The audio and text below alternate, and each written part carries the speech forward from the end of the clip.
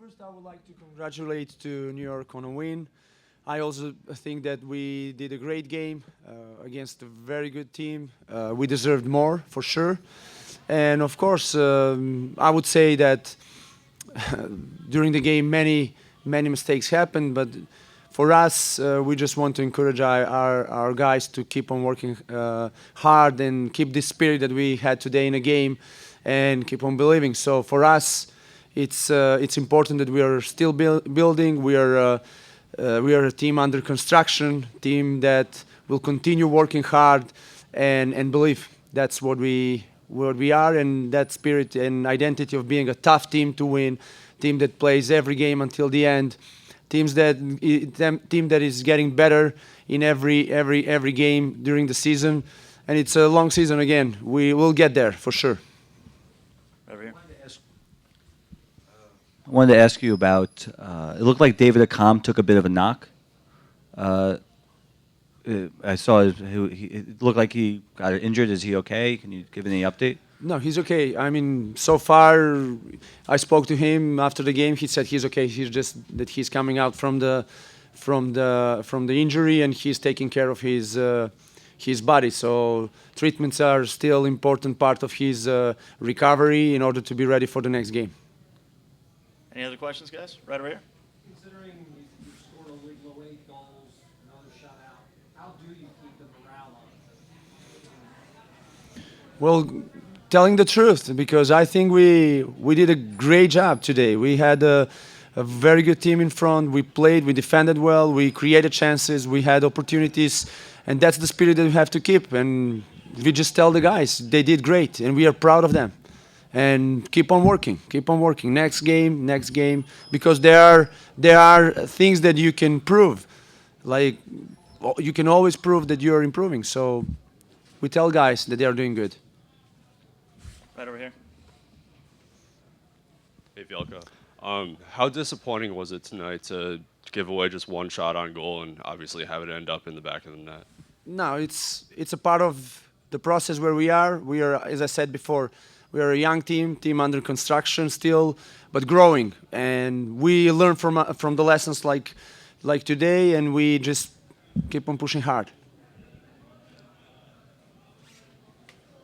Can you talk about David's shot from, what was it, 35 yards that hits off the cross? Yeah, it was fantastic. It was fantastic. Our guys, they figured it out that how they can take advantage of the space created by moving Rodrigo on the side, and the shot is a piece of art. It was really a great shot, but the thing is that it would be better if it ended in the net. We all good? Thanks, everybody. Thank you, guys.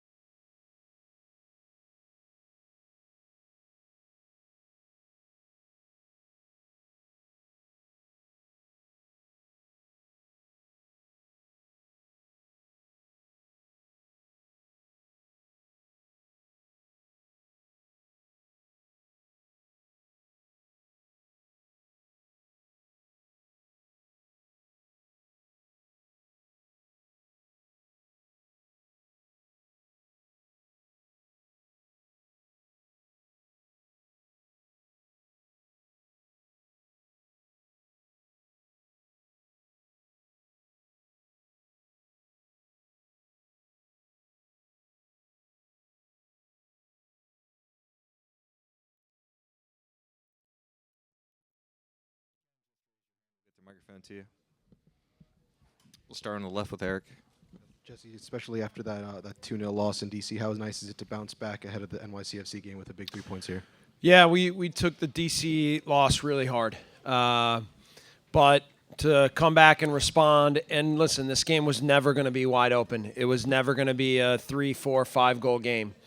Chicago doesn't play in games like that. They keep things very tight. They make themselves very hard to break down, and they see if they can catch you on the counter. So all those things we can be very susceptible to, and we can give up goals. And the fact that we got a shutout against some very dangerous attacking players on the counter, I think was a big step for us. And to grind out a game 1-0, right? We haven't done that all year. We haven't shown the ability to, in a tight game, come out as the victor. So for me, that was a really important game for us, important for us to be in, and important for us to get the result. Jesse, to your right with Mark. Jesse, you kind of addressed a little bit about how you knew it was going to be tight. It seemed like there were some points in the first half where guys were getting a little bit frustrated. How did you fight that? Did you talk about that at the half a little bit? Yeah, I mean, it's easy to get frustrated in a game like that. Again, because they're sitting back, and any ball you lose winds up in a 60, 70-yard sprint the other way. But we knew that going in. We tried to prepare them for it, and I think overall, actually, the frustration level stayed fairly in check, and the guys stayed focused on what it was going to take to win the game. Like, we knew that this game was going to come down to being able to make a play, but was going to be more about our ability to stay totally concentrated on what the game was going to look like. Listen, the game played the way Chicago wanted it to. They sat back, they made it hard, and when we lost balls, then they went on the counter, and then they were a little dangerous at times. So those are the kind of games they play in, and as much as you feel like you have a grasp on things, one little slip up and you can be down 1-0. So again, overall, our concentration and mentality to deal with that kind of game was good. Jesse, we'll go to your right with Christian. I know last year you wore the service pin for the Vance brothers. Can you just talk about your armband tonight with the TY initials on it? Yeah, one of our most loyal fans has been through a lot lately. And so, we all just wanted to kind of show solidarity and tell him that we're all behind him and make sure that he knows that we're thinking about him, and that 3 points tonight was for him. So we're not going to talk about who it is, but it's somebody that's very close to us, and I was really proud of the guys to be able to go out tonight and get the win. Jesse, we'll go to your left with Tom. Jesse, can you talk about the play that Sam makes to force the turnover to get the goal? Yeah, I mean, we felt that the way to find the goal was most likely going to be through a turnover. As much of possession as we had, we still felt that if we could find a way that to press them, if we lost the ball, to go and win it right back and then play balls forward and go at them, that was when they would be most unbalanced. Because anytime we got the ball and started to just play backwards or sideways, they just got numbers behind the ball, and it makes it very hard to break down. So Lloyd made a very good play, got it into Brad. That whole little combination that set Mike up was a very good play. So it was good to see us be rewarded for what we thought we could be rewarded for. Jesse, we'll go to your right with Russ. The back line put in a great performance tonight, great defensive performance. Can you talk a little bit about that? Yeah. Obviously, one of the things is getting a clean sheet, and we haven't done that much this year, only one other time. There have been so many different contributors to the back line, and it's been hard to create any kind of a rhythm. And now, we had another game where we have a different back line than we had last week. So it's been really hard on that sense. It's been frustrating. We've had to grind through moments with different back lines and playing guys outside backs at center back and everything else. So the good news was that, Chris Duval stepped up big tonight. And we thought it was going to be the kind of game that actually Chris could be effective in, a game that would involve counters, a game where we would need speed back there. So overall, I thought that Chris did really well. Aurelian competed and battled and did all the things that we know he's about.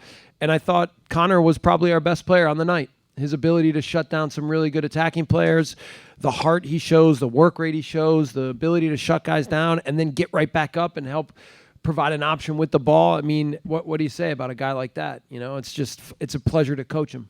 So overall, I thought 4 good performances on the back line. Jesse, we'll go to your left with Eric. Jesse, after you had 3 straight results going into the DC match, then you had a little bit let down.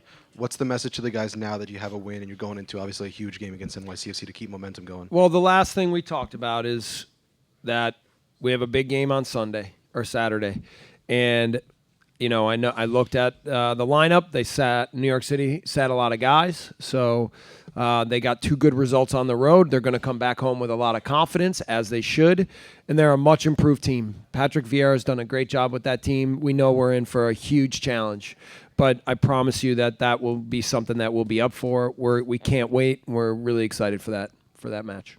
Jesse, we'll go straight ahead with Ivis. Following up on Connor, he took a beating today. Got elbowed, got cut.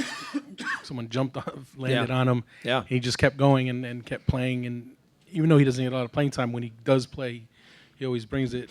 Who does he kind of remind you of? You've been around the league for a long time. Is there anyone that comes to mind that kind of reminds you, former teammates or anyone that you faced?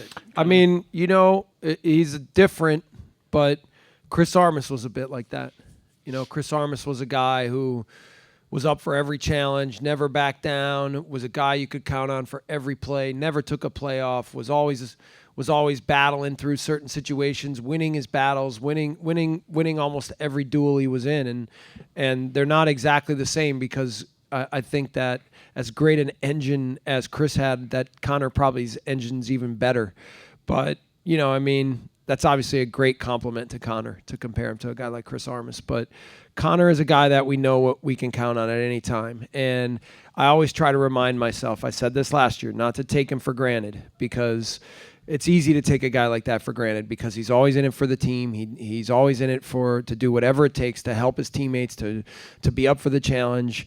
But the reason I put him on the field tonight was because I felt like we needed more of that in our team, and we needed a performance like that, and he gave exactly what we thought he would. So, and the other one, I didn't mention Kamar when I talked about the back line, but I thought Kamar did really well with the matchups, did really well with making sure that he was alert at all moments and that nothing got away from him. Had some great recovery runs, tackles, head balls in the box.